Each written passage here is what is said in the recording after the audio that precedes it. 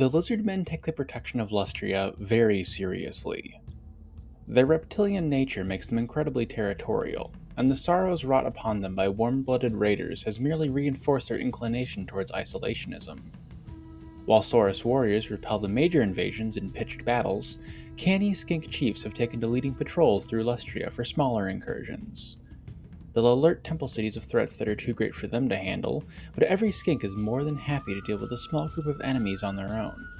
Using misdirection, stealth, and their own innate knowledge of the jungle, a chief can lead his followers to victory over forces many times stronger than their own.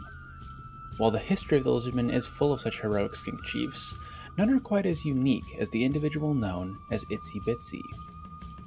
Itsy-Bitzi hails from the temple city of Tlaxcalan, though his duties have taken him all over Lustria. While there's no exact records of his exploits, it is known that he has seen battle against forces hailing from the Empire, Bretonnia, Araby, Cathay, the High Elves, the Dark Elves, and the Norse. The Skink Chief prevailed over all these foes and more throughout his lifetime, which earned him the honor of attending the Slan Mage Priest Zlettaleb of Tlaxcalan. He was the only servant to hear the Mage Priest's last burbled words, and it was this fateful event that elevated Itzi-Bitzi from merely a competent Skink Chief to a truly interesting character among the Lizardmen. Right before he slipped into oblivion, Mage Priest Zlettep began muttering the incantation of Zetlipokutzel. This awesome prophecy strikes fear into the heart of the Lizardmen's enemies, filling them with an unnatural dread that can unnerve even the hardiest warriors. As the Slan's attendant, Itzi-Bitzi immediately began committing the words to memory, and in doing so took on their power.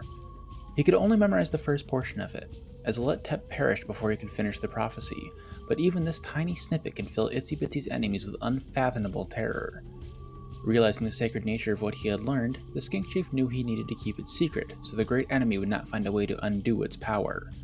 Before a great stone altar of Sotek, he pledged to utter it only once a battle, utilizing his power only in the direst circumstances.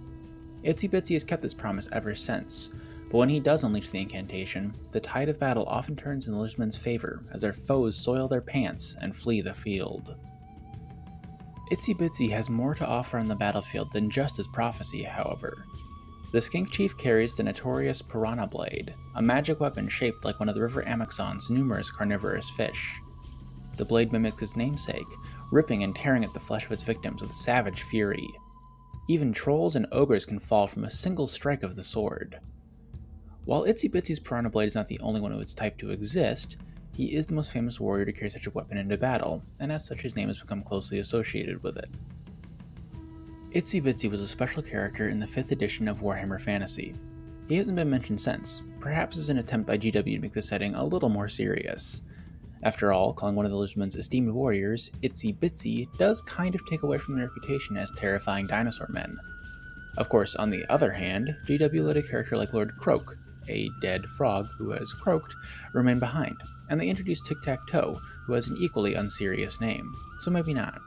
Anyways, that's why the Piranha Blade isn't unique to Itzi-Bitzi. In later editions, it was introduced as a generic magical weapon for the Lizardmen, so to make such a contradiction work in lore, we have to assume that there are a few such weapons floating around. Or we could just ignore Itzi-Bitzi's existence entirely. Lord knows GW is happy enough to do that. That feels like a cop-out though, so hopefully this workaround is sufficient in explaining any discrepancies there might be between older and newer editions of the game. In Total War Warhammer, Itzi-Bitzi is Tic-Tac-Toe's starting Skink Chief hero. In addition to the random, generic character trait that all characters have, he actually has a trait to represent his secret knowledge. The talent, appropriately known as the incantation of Zetlipokutzel, decreases the leadership of enemy armies in Itzi-Bitzi's region by 5. It's a nice little trait that you might not even notice, but it'll passively make your battles less difficult. It's easier to get critical leadership penalties through flank and rear charges when your enemy is starting from a weaker position after all. The fact that it applies to enemies in a region means you don't even need to have Itzi-Bitzi in your army. If you'd rather have him as a campaign map hero, he can still help out your army so long as they stay in the same region. As so often happens with my videos, the end of the Total War section will bring us to the end of our overview of Itzi-Bitzi. I've been trying to find the resources to do a video on this guy for a few months now. I knew he would be important the moment I saw that special trait while playing a Tic-Tac-Toe campaign, but I wasn't banking on needing to look so deeply into the history of Warhammer Fantasy itself. It was kinda cool reading through the super old Lizardman lore, especially seeing what has and hasn't changed over the past 2.5 decades.